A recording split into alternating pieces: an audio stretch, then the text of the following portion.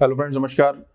Ethics के topic हम एक एक करके स्टार्ट कर चुके हैं। सबसे पहले हमने एथिक्स का या जो नीति शास्त्र है उसके जो इंट्रोडक्शन के बारे में बात करी थी। आज जो सेकंड पार्ट है उसमें हम बात करेंगे ethics and human values and lesson learn from social reformers, leaders, administrators और जो टॉपिक्स आपके दे रखे हैं कि समाज सुधारकों से या राजनीतिज्ञों से या प्रशासकों के जीवन से या उनके कृत्यों से, उनके डीड से या उनके एक्शन से, उनकी लाइफ से क्या क्या लेसन्स जो है हमें सीखने को मिलते हैं, ये एक टॉपिक है। तो उस पर संक्षिप्त सी चर्चा करते हैं, शॉर्ट में समझने की कोशिश करते हैं। पहला जो टॉपिक है वो है आपका एथिक्स एंड ह्यूमन वैल्यूज। वो हमको समझना पड़ेगा। सबसे पहले जहाँ एथिक्स की बात है, हमने फर्स्ट जो इंट्रोडक्टरी पार्ट किया था उसमें समझा था एथिक्स क्या, स्टडी ऑफ ह्यूमन बिहेवियर्स के एक्शन को कौन से अप्रोप्रिएट हैं, कौन से अनअप्रोप्रिएट हैं, कौन से जो है गुड्स हैं, कौन से जो है वर्चूज हैं, कौन से वाइसेज हैं, उस ह्यूमन बिहेवियर में हम देखने की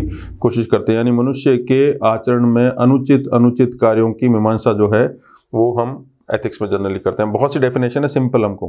तो एथिक्स और ह्यूमन वैल्यूज, तो सबसे इंपॉर्टेंट जो पार्ट है वो है ह्यूमन वैल्यूज यानी मानवीय मूल्य।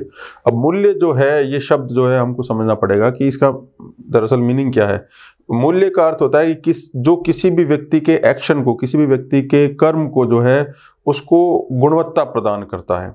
तो एक जो चीज बेसिक एथिक्स में आपको समझने की आवश्यक है वो ये है कि एथिक्स जो है वो हम पढ़ते हैं किसी आचरण में, किसी व्यक्ति का जो आचरण है वो समाज की दृष्टि से बेहतर है या नहीं है, किसी संगठन की दृष्टि से बेहतर है या नहीं, किसी ऑर्गेनाइजेशन पॉइंट ऑफ से बेहतर है या नहीं है, ग्रुप ऑफ पीपल की पॉइंट ऑफ व्यू से अच्छा है या नहीं है, वो हम एथिक्स में पढ़ते हैं। पर एथिक्स का जो फंडामेंटल जो उसकी जो यूनिट है, उसकी जो मूलभूत इकाई है या उसकी बुनियादी इकाई जो है वो है ह्यूमन बिलीफ। और ह्यूमन बिलीफ में ये माना जाता है कि कौन सा काम करने से ये बिलीफ की मेरा ये विश्वास है कि ये काम करना मेरे लिए, जो मैं ये काम कर रहा हूँ वो उचित है, ये काम जो मैं कर रहा हूँ अनुचित है, वो उसको धीरे धीरे जो है वैल्यूज की शक्ल देखता है। तो बिलीफ को हम साइड में कर दे तो वैल्यूज को हम मान ले, तो वैल्यूज जो है बेसिकली एथिकल बिहेवियर की यूनिट मानी जाती है। अब वैल्यूज क्या होती है? वैल्यूज की जो स्टडी होती है एक्सियोलॉजी में पढ़ी जाती है, इसको मूल्य शास्त्र कहा जाता है। मूल्य जो है हम इकोनॉमिक्स में भी पढ़ते हैं, मूल्य जो है हम सोसाइटी में भी पढ़ते हैं, मूल्य जो है हम कुछ पार्ट साइकोलॉजी में भी पढ़ते हैं, और मूल्य जो है वो आपके एथिक्स यानी नीति शास्त्र में पढ़ा जाता है। नीति शास्त्र में मूल्य का क्या मतलब है? ऐसे कोई भी चीज जो किसी भी व्यक्ति के जो बिहेवियर में प्रायोरिटी को तय करते हैं कि कौन सा काम जो है आपके जीवन में महत्वपूर्ण है, उसको जो तय करने का काम करता है उसको वैल्यू कहते हैं। Value is nothing to do with the good और बैड, अच्छा और बुरा, उससे इसका कोई लेना देना नहीं है। किसी भी व्यक्ति के कार्यों में वो कौन सी चीज को महत्ता देता है, कौन सी चीज को इंपॉर्टेंस देता है, डिग्री ऑफ इंपॉर्टेंस है वो वैल्यू से तय होती है। Therefore values are what which is considered और what are considered important by an individual और एन ऑर्गेनाइजेशन। वे चीज जिसको कोई व्यक्ति या संगठन जो है महत्वपूर्ण मानता है वो वैल्यू है। तो वैल्यू क्या है? ह्यूमन एक्शन को प्रभावित करने वाले, उसको मोटिवेट करने वाले एक तरह के गाइडिंग प्रिंसिपल्स हैं। अब वैल्यू हम किसको करते हैं? हमारे पास में कोई दो या दो से ज्यादा ऑप्शन है, हम देखते हैं कि हमको एक काम करना है और दूसरे या दो या तीन बाकी काम को छोड़ना है। तो जो काम व्यक्ति करता है उसको वो वैल्यू देता है, उसको इंपॉर्टेंस देता है। तो जीवन जो है हमारा, किसी भी व्यक्ति का जो सामाजिक जीवन है वो विकल्पों से भरा हुआ है, मतलब फुल ऑफ ऑप्शंस हैं। उस ऑप्शन में से आप किसको चूज करते हो उसको आप इंपॉर्टेंस देते हो। तो आपका जो किसी चीज को चुनना, आपको किसी चीज का जो चूज करना, आप अपने संकल्प की स्वतंत्रता के साथ, फ्रीडम ऑफ विल के साथ किसी चीज को जो है अडॉप्ट करते हो, तो ये शो करता है कि आपने उस चीज को वैल्यू दी है, आपने उस चीज को इंपॉर्टेंस दी। अब वो अच्छा है या बुरा वो बाद में तय होगा, एथिक्स में तय होगा, बट वैल्यूज का अच्छे और बुरे से कोई लेना देना नहीं। तो वैल्यू का क्या मतलब होता है? Degree of importance of something और समबडी। किसी भी चीज या किसी भी वस्तु की महत्ता क्या है, उसका परिमाप, उसकी डिग्रीज ऑफ इंपॉर्टेंस क्या है, वही वैल्यू शो करता है। अब वैल्यूज के बारे में हमने इतनी बात की, तो वैल्यूज पे बहुत से लोगों का घालमेल हो जाता है। अभी भी बहुत से लोगों को कॉम्प्लिकेटेड लगता है, दरअसल है क्या? आप कुछ मत समझिए, बस ये समझ लीजिए कि किसी भी व्यक्ति के आचरण को, किसी भी व्यक्ति के बिहेवियर को, वो जो काम करता है उसको प्रभावित क्या करते हैं, उसके जो एक तरह से उसको गाइड करने वाले जो हैं वो वैल्यूज हैं। वैल्यूज एक तरह से क्या है? हमारी प्रोग्रामिंग है। ह्यूमन बीइंग जो है वो बायोलॉजिकल बीइंग है, साथ में उसके पास में ब्रेन है, उसके पास में उस ब्रेन से वो थिंकिंग करता है, थिंकिंग बायोलॉजिकल बीइंग है। तो वो थिंकिंग कैसे चलेगी, उसमें वो जो सोचता है वो किस चीज को इंपॉर्टेंस देता है, किसको नहीं देता है, वो वैल्यू से तय होंगी। अब आपके पास में, अच्छा हर व्यक्ति के पास में वैल्यूज हैं, वो वैल्यूज डिफर कर सकती हैं। जैसे मैंने फर्स्ट लेक्चर में भी आपको बोला कि किसी व्यक्ति के लिए ये इंपॉर्टेंस माना जाता है कि अगर उसकी बहन जो है या उसके घर का कोई मेंबर जो विजाति विवाह कर लेता है, तो एक व्यक्ति के माइंड में आपने प्रोग्रामिंग ये कर रखी है कि उसको जीने का कोई अधिकार नहीं है, तो वो जो है ऑनर किलिंग हो जाती है। और दूसरा, किसी व्यक्ति की वैल्यू आप ये भर देते हो कि अगर ऐसा कोई कार्य हो घर के मेंबर के साथ तो आपको उसको प्रोटेक्ट करना चाहिए, उसकी वल्नरेबिलिटी का जो है लोगों को फायदा नहीं उठाने देना चाहिए। तो दोनों ही तरह के शख्स हैं, दोनों की प्रोग्रामिंग कैसे की गई है वो वैल्यूज कहलाती है। यानी मूल्य क्या है, नीति शास्त्र में मूल्य ये है कि किसी भी कर्म को, किसी भी व्यक्ति को, किसी भी वस्तु को कोई व्यक्ति कितनी महत्ता देता है वो तय किया जाता है कि वो कौन से मूल्यों से संपोषित है, उसने कौन कौन से वैल्यूज को इनकलकेटेड किया हुआ है। अब बच्चा जो पैदा होता है और धीरे धीरे वो समाज का एक्टिव मेंबर बनता है, सक्रिय समाज का सदस्य बनता है, वो सामाजिकरण की प्रक्रिया। तो सामाजिकरण भी क्या है, सामाजिकरण is basically socialisation is a gradual process of value inculcation. धीरे धीरे कैसे कैसे मूल्यों को व्यक्ति अपने अंदर जो है इंटरनलाइज करता है, अपने अंदर जो उसको संपोषित करता है, वो कैसे कैसे उसको धारण करता है, वो प्रक्रिया ही बेसिकली सामाजिकरण की प्रक्रिया है। अब जब बच्चा बड़ा होता है तो धीरे धीरे वो वैल्यूज अलग अलग जगहों से लेता है। तो आपके सिलेबस में भी दिया हुआ है, ज्यादातर यूपीएससी और स्टेट पीसीएस में भी दिया होता है कि वैल्यू इनकलकेशन कहाँ से स्टार्ट होता है। वैल्यू इनकलकेशन स्टार्ट होता है बच्चे के बड़े होने की प्रक्रिया में। तो सबसे पहला जो है वो सीखता है अपने परिवार में, और परिवार में तय होता है कि परिवार से वो कौन कौन से वैल्यूज को लेता है। देखो वैल्यूज क्या है, वैल्यू जैसे समानता का वैल्यू आपके अंदर आ गया, प्रेम का वैल्यू आपके अंदर आ गया, कोई व्यक्ति मुसीबत में है, कोई व्यक्ति मुश्किल में है, कोई व्यक्ति ट्रबल में है, उसकी सहायता करना जो है, उसको जो हेल्पिंग हैंड देना, ये आपके अंदर वैल्यूज आ गया। या इसके उल्टे वैल्यूज भी हो सकते हैं। तो वो कैसे बच्चा धीरे धीरे जो है अपने अंदर अपनी प्रोग्रामिंग को जैसे धीरे धीरे कैसे बिल्डअप करता है, ये सामाजिकरण की प्रक्रिया है, परिवार से स्टार्ट होती है। अब इसमें कई प्रश्न आते हैं कि परिवार का ढांचा ये तय करता है। वैसे भी कहा जाता है human being is product of genetic heredity and environment. मनुष्य जो है वो अनुवांशिकता और पर्यावरण का जो है मिला जुला जो है वो रूप माना जाता है, उसी का ही जो है वो प्रोडक्ट माना जाता है, उत्पाद माना जाता है। तो हेरिडिटी को आप साइड में रख दीजिए, वो बायोलॉजी का पार्ट है। एनवायरनमेंट क्या है, एनवायरनमेंट उसको परिवार में जो चीजें देखने को मिलती है, तो परिवार में वो वैल्यूज को या जिसको बोला जाता है मूल्य का जो संपोषण करेगा बच्चा धीरे धीरे बड़ा होता हुआ, वो दो रूप में करता है। एक तो वो चीज जो है ऑब्जर्व करता है, देखता है, परिवार के ढांचे को देखता है कि एक परिवार है जिसमें संयुक्त परिवार है, जिसमें परिवार का जो मुखिया है वो सभी लोगों को डांटता है, सभी लोगों को डिक्टेट करता है, सभी लोगों को बोलता है कि आपको जो है डिफर करने की, आपको जो राइट ऑफ डिसेंट नहीं है। एक परिवार के मुखिया ने जो डिसीजन ले लिया सो ले लिया, बाकी उससे कोई भी जो है असहमत नहीं हो सकता। उस परिवार में उस ढांचे को देखता हुआ बड़ा होता है। तो अब वो कौन से वैल्यूज लेगा, वो वैल्यूज लेगा कमांडिंग के वैल्यू, कि आप सही हो या गलत हो कोई फर्क नहीं पड़ता है। वो बच्चा ये सीखेगा कि जो कमांड करता है उसकी चीज को फॉलो किया जाए, या तो वो कमांड करना सीखेगा या फॉलो करना सीखेगा। तो उसने उसको ऑब्जर्व करके लिया, ठीक है। दूसरा ये है कि वो डेमोक्रेटिक, उसका उल्टा एक परिवार है जिसमें हर डिसीजन जो है परिवार के सदस्य मिलजुल कर लेते हैं। आपस में 10 लोग हैं, उनमें 5-6 लोगों ने बोला कि हमें आज यहाँ घूमने जाना है, आज हम ये करेंगे, आज हम वो करेंगे, जो भी कोई डिसीजन जो है मिलजुल कर जो लेते हैं, तो उसके अंदर जो वैल्यूज आएंगे वो डेमोक्रेटिक वैल्यूज आएंगे बच्चे के अंदर।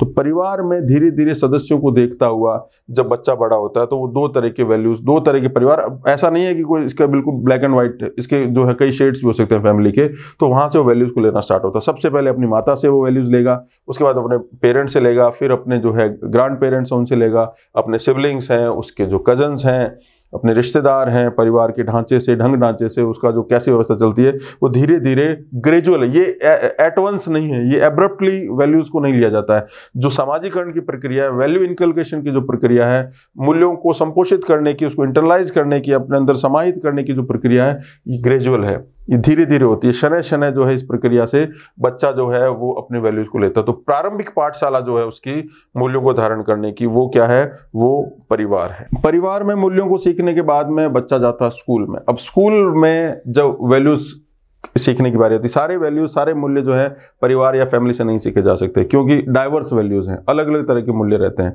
वो मैं आपको मूल्यों के प्रकार के बारे में जब बताऊंगा, जब बताएंगे। बट अभी आप ये समझ लीजिए कि वो जब जाएगा स्कूल में, जाएगा बच्चा या पढ़ने जाएगी बच्ची, तो स्कूल में भी अलग अलग तरह से मूल्यों को सीखा जाता है। स्कूल में मूल्य दो तरह से सीखे जाते हैं। एक तो सीखे जाते हैं पाठ्यक्रम के अंतर्गत क्या है, और एक जो है पाठ्येतर, यानी एक तो करिकुलम में क्या है और एक एक्स्ट्रा करिकुलम में क्या है। करिकुलम के अंदर कोई बच्चा जो है मैथ्स पढ़ता है, सोशल साइंस पढ़ता है, एनवायरमेंट साइंस पढ़ता है, साइंस जो है जनरल साइंस जो है उसके बारे में पढ़ाई की जाती है, हिंदी इंग्लिश ये सब चीज़। तो उस पाठ्यक्रम के अंदर भी जानबूझ के जो शिक्षाविद होते हैं, एजुकेशन स्कॉलर होते हैं, वो जानबूझ के ऐसा पाठ्यक्रम बनाते हैं जिससे बच्चे के अंदर इस तरह के मूल्य आए जो कि प्रगतिशील मूल्य हों। प्रगतिशील मूल्य का मतलब जिससे वाकई में तरक्की हो, समाज की, परिवार की तरक्की, उस तरह के मूल्य। तो बच्चों को जो पाठ पढ़ाए जाते हैं उसमें उस तरह की मनोविज्ञान का ध्यान रखा जाता है कि बच्चा जो समानता के मूल्यों के साथ में, स्वतंत्रता के मूल्यों के साथ, प्रगतिशील विचारों के मूल्यों के साथ, जो है कमज़ोर तबकों के साथ में उसकी जो सांत्वना या उसकी जो है उसकी जो गुड जेस्चर उसके होने चाहिए, वो वैल्यूज़ धीरे धीरे उसको इनकलकेट करे। तो जो पाठ्यक्रम है, जो करिकुलम है, वो इसी तरह से डिज़ाइन किया जाता है। ऐसा नहीं है किसी ने पेपर में कुछ भी डाल दिया जो और वो बुक में ऐड हो गया। ये बहुत ही जो है वेल थॉट आउट प्रोसेस के तहत जो है करिकुलम डिज़ाइन होता है, स्पेशली एनसीईआरटीज़ के और बाकी जो भी स्कूल्स के हैं, सब में जो है वो मनोविज्ञान का, बाल मनोविज्ञान का, चाइल्ड साइकोलॉजी का ध्यान रखा जाता है। पाठ्यक्रम में भी अलग अलग चीज़ें जो है बच्चा सीखता है। जैसे मैथ्स है तो मैथ्स में उसकी जो है वो तार्किकता का जो मूल्य है कि लॉजिकल थिंकिंग होनी चाहिए। लिटरेचर है उसमें एस्थेटिक वैल्यूज सीखता है। एस्थेटिक वैल्यूज का मतलब है कि सौंदर्य शास्त्र के बारे में सीखता है, प्रकृति की सुंदरता के बारे में सीखता है, और भी जो उसको जो मूल्य लेने होते हैं। उसी तरह से जो है भाषा का प्रवाह, अभिव्यक्ति जो है आनंद के मूल्य वो लेना सीखता है, सम्मान के मूल्य सीखता है। प्रेयर, जो पहली प्रेयर होती है, जो प्रार्थना स्थल होता है, उसमें इक्वलिटी की भावना सीखता है। उसमें जो है वो ग्रेटिट्यूड की भावना सीखता है कि आपको जो है आपको ग्रेटिफाई, आपको जीवन में जो मिला आप उसके प्रति अपना जो है ग्रेटिट्यूड प्रकट करना सीखिए। एक ही तरह की यूनिफॉर्म से इक्वलिटी के बारे में सीखता है। नंबर्स कम ज़्यादा आते हैं उससे जो है कंपटीशन की भावना के बारे में सीखता है। तो ये सारे वैल्यूज धीरे धीरे उसके अंदर आ जाते हैं, जिसको आत्मसात करता है, जिसको जो है इंटरनलाइज करना स्टार्ट करता है। पाठ्येतर में स्पोर्ट्स जो है इवेंट्स हैं, या स्काउट्स एंड गाइड्स हैं, सोशल सर्विस, एनएसएस वगैरह की जो चीज़ें हैं, पिकनिक वगैरह मनाने जाते हैं, उसमें भी अलग अलग तरह के वैल्यूज आते हैं। स्काउट एंड गाइड में रहते हुए सीखता है कि प्रकृति के साथ रहते हुए, मिनिमम चीज़ों के साथ व्यक्ति को समायोजित करते हुए कैसे अपना जो है जीवन बसर करना है, कैसे आप अपनी उपयोगिता, अपनी प्रोडक्टिविटी, अपनी यूटिलिटी सोसाइटी, फैमिली और खुद के लिए आप बनाते हो। स्पोर्ट्स के अंदर कॉम्पिटिशन की भावना, स्पोर्ट्समैन स्पिरिट के जो ये वैल्यूज हैं वो धीरे धीरे उसके अंदर आते हैं। तो पाठ्यक्रम और पाठ्येतर, करिकुलम और एक्स्ट्रा करिकुलम एक्टिविटीज़ में बहुत सी चीज़ें उसको धीरे धीरे सीखने को मिलती है। जैसे जैसे बच्चा बड़ा होता जाता है वैसे वैसे उसकी वैल्यूज जो हैं वो स्ट्रॉन्ग होल्ड ले लेते हैं। जैसे वो मजबूत हो जाते हैं, उनका सुदृढ़ीकरण होना स्टार्ट होता है। तो सबसे पहले किसी भी बच्चे का, चाहे वो ऑब्जर्वेशन से हो, चाहे वो फॉलोइंग से हो, मतलब करके सीखता है बच्चा, देखकर सीखता है, पढ़कर सीखता है, ठीक है। तो धीरे धीरे वो सबसे पहले उसका मूल्यों के साथ में उसका इंटरफेस होता है। सबसे पहले वो जो है उनके सामने उसको एक्सपोजर मिलता है, फिर धीरे धीरे वो सीखता है कि ये वैल्यूज मुझे लेनी है, ये नहीं लेनी है। वो भी वैल्यूज ही उसको सिखाते हैं। तो एक प्रक्रिया ऐसी स्टार्ट होती है जो स्कूल से स्टार्ट होती वो जो है वो हायर सेकेंडरी तक जाता है। जो टीनेज का जो पीरियड है, जिसमें बच्चा 8 से लेकर 12 का पीरियड है, धीरे धीरे वो मूल्य जो है सुदृढ़ीकरण यानी उनका कंसोलिडेशन होना स्टार्ट हो जाता है। तो पहला परिवार, दूसरा स्कूल, फिर तीसरा पीयर्स। पीयर्स का मतलब है उसके जो साथी हैं, सखा जो है, उसके साथ आसपास के जो लोग हैं, उनसे कौन सी चीज़ें सीखता है। तो आपने देखा होगा कि वो भी पीयर्स भी जो है आसपास के जो समूह हैं, जो मित्रगण हैं या जो साथीगण हैं, वो भी बच्चे के वैल्यूज़ को प्रभावित करते हैं। तो बोला भी जाता है घरों में कि इस व्यक्ति की सोहबत करो, इसकी सोहबत मत करो, इनके साथ रहो, इनके साथ नहीं रहो। तो हमारे यहाँ इवन इंडिया का जो कल्चर है, इसमें एक वर्ड चलता है सत्संग। सत्संग का मतलब बोला जाता है कि जो व्यक्ति सत्संग में बैठता है वो जो है बहुत आगे जाता है। सत्संग का मतलब क्या है कि आप जो है अच्छी वैल्यूज, आप ऐसे लोगों के साथ बैठे हैं जो आपको अच्छी गुड वैल्यूज देंगे, तो आप वो धीरे धीरे अपने अंदर आत्मसात करेंगे। तो पीयर्स के साथ, खासकर जो जितने भी दुर्गुण हैं, दुर्गुण यानी किसी व्यक्ति को, बच्चे को नशे की लत लगती है या और जो बुराइयां समाज में जो वाइसेस हैं, वो उनसे प्रभावित कब होता है, जब अपने पीयर्स के साथ बैठता है। तो ये वैल्यूज को सीखने के अलग अलग चरण माने जाते हैं। 2 वर्ड इसमें जो इंपॉर्टेंट है, एक ये इंपॉर्टेंट ये है कि एक शब्द चलता है, इसको बोला जाता है वैल्यू सिस्टम। वैल्यू सिस्टम का मतलब है मूल्य प्रणाली। समान मूल्य एक साथ रहते हैं, असमान मूल्य एक साथ रहते हैं। इसका क्या मतलब है? असमान मूल्य एक साथ नहीं रहते। समान मूल्य का मतलब यह है कि मूल्य जो है एक तरह का समुच्चय, एक तरह का सेट है, एक ही तरह के वैल्यू साथ में रहेंगे। जैसे आपके अंदर प्रेम का जो है मूल्य है कि व्यक्ति के प्रति प्रेम की भावना, तो उसके अंदर आपको सौहार्द की भावना भी साथ में रहेगी, दया की, ममता की, करुणा की, ये जो कंपैशन की भावना वैल्यूज है वो साथ रहेंगी। ऐसा नहीं है कि उनके बीच में क्रोध, विद्वेष, हिंसा, ठीक है ना, डिस्ट्रक्शन, इसके वैल्यूज आप साथ में नहीं रख सकते। तो एक जैसे वैल्यूज हमेशा एक साथ रहेंगे, ठीक है। तो ये मूल्य प्रणाली है, मतलब ये है कि consistent values remain together, simple जो इसकी डेफिनेशन दी जाएगी, सुसंगत मूल्य एक साथ रहते हैं, इसे मूल्य प्रणाली कहा जाता है।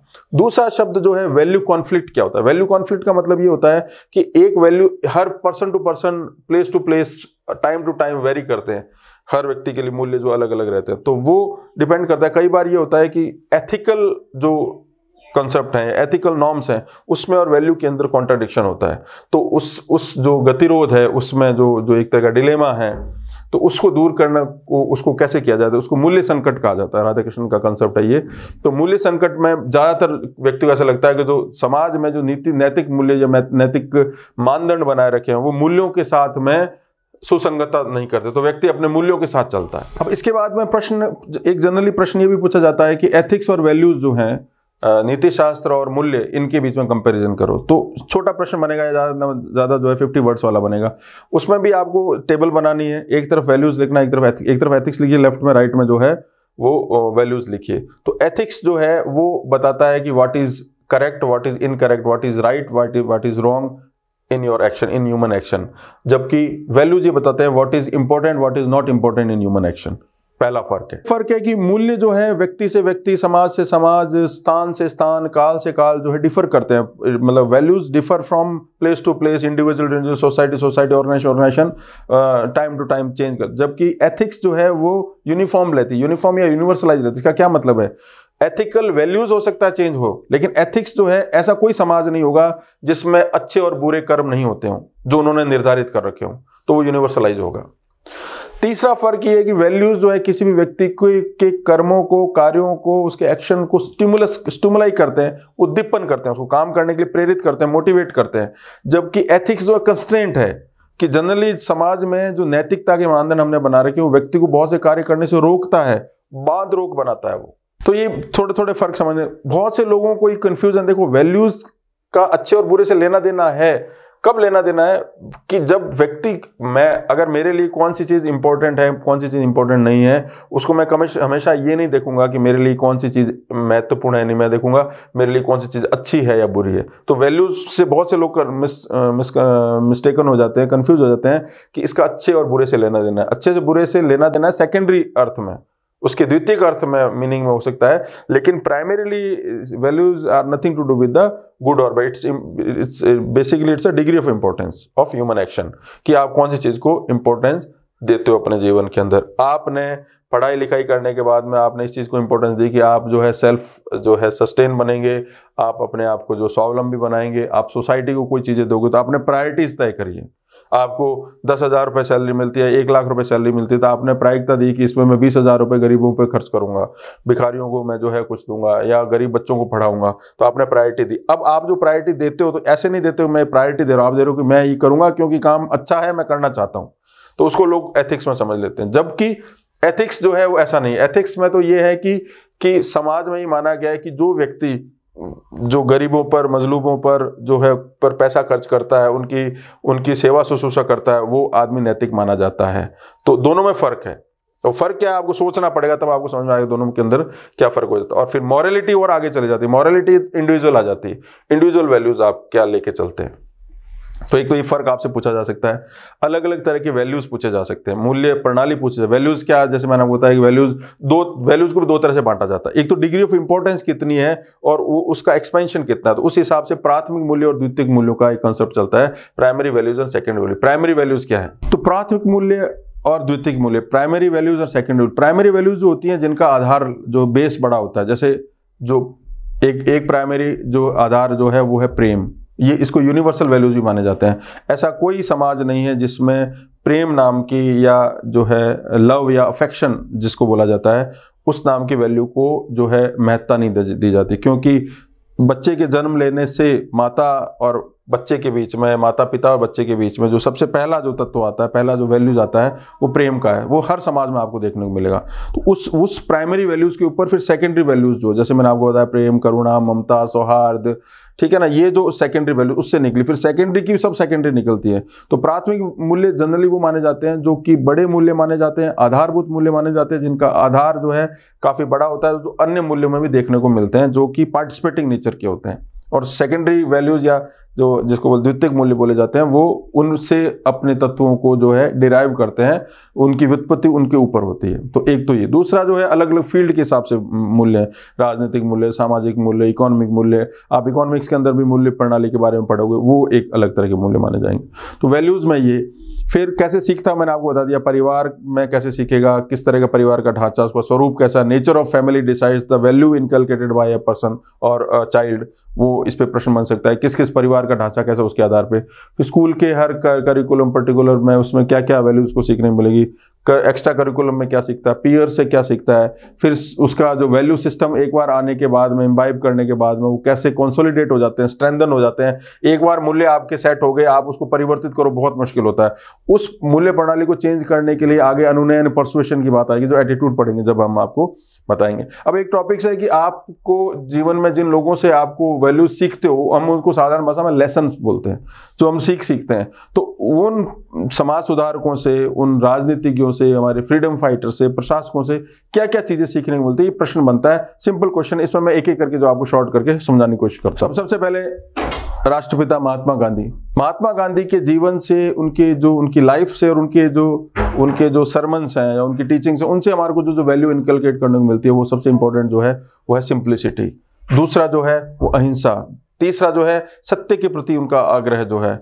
फोर्थ जो मिनिमलिज्म का मतलब उनके मरने के बाद में, मृत्यु के बाद में देखा गया कि उनकी वसीयत में उनके 2-3 जो है खड़ाऊ थे, एक उनकी जो है धोती और एक उनका चश्मा और एक उनकी डायरी उनकी वसीयत में। तो ऐसा व्यक्ति जो प्रकृति से बहुत कम चीजें लेके मिनिमल और न्यूनतम पदार्थों के साथ में अपना जीवन व्यतीत करो, उसको मिनिमलिज्म, जिससे आगे जाके स्टीव जॉब्स से प्रभावित होता है। और जो है ज़ेन फिलॉसफी जो है, ज़ेन फिलॉसफी होती है, वो भी मिनिमलिज्म से है कि आप अपने जीवन में कम से कम निर्भरताओं के साथ में अगर जीवन जीते हो, तो ये भी एक वैल्यूज है। इससे क्या है, मिनिमलिज्म वैल्यूज का क्या आशय है? मिनिमलिज्म का मतलब ये है कि न तो आप समाज में किसी व्यक्ति के प्रति, न प्रकृति में किसी पदार्थ के प्रति आप जो है आप निर्भर हो या आप पैरासाइट लाइफ जी रहे हो, आप अपने आप में स्वतंत्र हो। तो ये जो वैल्यूज है, ये मिनिमलिज्म से सीखने को मिलती है। सत्य हो गया, अहिंसा हो गया, इसके अलावा जो है आपका जो सबसे इंपॉर्टेंट जो सभी आप समाज सुधारकों में या सभी फ्रीडम फाइटर्स में सीखोगे, वो है वैल्यू ऑफ सेल्फ रेस्पेक्ट। जब तक आप अपने आत्म मन का, स्वयं का जो है सम्मान नहीं करोगे, तो आप किसी व्यक्ति को सम्मान नहीं दे सकते हो। इसके अलावा डिग्निटी ऑफ लेबर, श्रम की जो है गरिमा, उस पर आप इंपॉर्टेंस दे रहे हो। इसके अलावा जो है फॉरगिवनेस का मतलब है कि क्षमा करने की जो शक्ति है आपकी, क्षमा मतलब आपके प्रति किसी ने हिंसा करी है, आप क्षमा करते हो। तो ये जो वैल्यूज है बहुत बड़े बड़े वैल्यूज हैं। फिर यही वैल्यूज जो है आपको जवाहरलाल नेहरू या जो जितने भी फ्रीडम फाइटर्स बड़े, सुभाष चंद्र बोस जो है, इनके जीवन से भी आपको देखने को मिल जाएंगी। जेएल नेहरू के जीवन से आपको जो है डेमोक्रेसी, प्रजातंत्र के मूल्य, कंसेंसस बिल्डिंग यानी सर्वसम्मति लोगों में निर्मित कैसे किया जाए, उसके वैल्यूज सीखने को मिलेंगे। इसके अलावा आत्मनिर्णय, समाजवाद, साम्यवाद, ये मूल्य जो है जेएल नेहरू के जीवन से आपको देखने को मिलेंगे। फिर एक और फ्रीडम फाइटर है साउथ अफ्रीका के, नेल्सन मंडेला, जिनको फादर ऑफ साउथ अफ्रीका माना जाता है। उनके जीवन से वही सेल्फ रेस्पेक्ट, सेल्फ डिग्निटी, ठीक है। सबसे इंपॉर्टेंट जो बात है वो परसिवरेंस, अध्यवसाय, मतलब आप अनवरत जो है वो किसी एक उद्देश्य के प्रति काम करते जा रहे हो, तो आप 27 साल जेल में रहने के बाद भी अपने देश को आज़ाद करा लेते हैं। फिर अब्राहम लिंकन जिन्होंने स्लेवरी एबोलिश की थी, जो यूएस के प्रेसिडेंट रहे थे 1860s के डेकेड में, गृह युद्ध से निकाला था, तो उन्होंने ह्यूमनिज्म, मानववाद, मानवतावाद, इनको इंपॉर्टेंस दी। तो ये एक लिस्ट है, मैं आपको देता हूँ, इसमें जो जो फ्रीडम फाइटर्स या समाज सुधारक रहे उन्होंने इसमें क्या क्या वैल्यूज आपको दी, वो आप उसको पढ़ सकते हो। इसको आपको याद ही करना पड़ेगा। इंडिया के संदर्भ में राजा राम मोहन राय हो, चाहे स्वामी विवेकानंद हो या दयानंद सरस्वती हो, इनके जो जीवन से जो मेन मूल्य जो सीखने मिलेंगे, वो समानता का, जो सार्वभौमिकता का मूल्य, समानता का मूल्य, स्वतंत्रता का मूल्य, अभिव्यक्ति की स्वतंत्रता का मूल्य जो है, ठीक है। तो ये, इसके अलावा जो है दलित वर्गों या जो समाज के पिछड़े वर्ग हैं, उनको उत्थान के प्रति, उनके प्रति जो है सहृदयता यानी कंपैशन का जो मूल्य है, वो आप इनसे सीखने को मिलेगा। इसके बाद में जो प्रशासक लोगों से जो मूल्य सीखने को मिलते हैं, प्रशासकों में इंपॉर्टेंट जो लोग माने जाते हैं, वो माने जाते हैं जैसे केपीएस मेनन है, वीपी मेनन है, ई श्रीधरन है, टीएन शेषन हो गए, वर्गीज कुरियन हो गए, एमएस स्वामीनाथन है। इन लोगों की जो फाउंडेशन वैल्यूज जो इंपॉर्टेंट जो आगे हम पढ़ेंगे, वही वैल्यूज इनसे देखने को मिलेंगे। इंटीग्रिटी है, कंपैशन है, सेंसिटिविटी है, एफिशिएंसी है, कार्यदक्षता है, ठीक है। 1000 बाधाओं के बाद में भी अपने काम को करवा लेने की जो मैनेजमेंट की स्किल्स है, ये सारे वैल्यूज आपको सीखने को मिलेंगे। तो मैं आपको लिस्ट दे रहा हूँ, आपको हो जाएगा। तो ये शॉर्ट टॉपिक जो कर लीजिए। आज के लिए इतना ही, शुक्रिया।